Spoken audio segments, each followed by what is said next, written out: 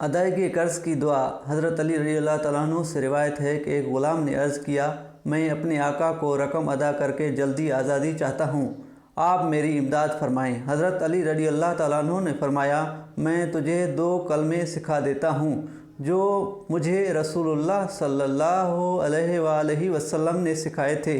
اگر تجھ پر پہاڑ کے برابر بھی قرض ہوگا اللہ تعالیٰ ادا کر دے گا۔ وہ کلمات یہ ہیں: اللہم اکفنی بحلالک عن حرامک واغننی بفضلک عن من سوائک۔ ترجمہ: الہی حاجتیں پوری کر میری حلال روزی سے اور بچا حرام سے، اور بے پرواہ کر دے مجھ کو اپنے فضل کے ساتھ اپنے ما سوا سے۔ دوستو، ویڈیو اچھی لگی تو چینل کو سبسکرائب کریں، لائک ویڈیو کو زیادہ سے زیادہ لوگوں میں شیئر کریں۔ ہو سکتا ہے کسی بھائی کا یہ کام ہو جائے، دعا پڑھنے سے اللہ اس کے رزق میں برکت عطا فرمائے، اس کا قرض اتر جائے۔ دوستو، ویڈیو کو سبسکرائب کرنا نہ بھولیں۔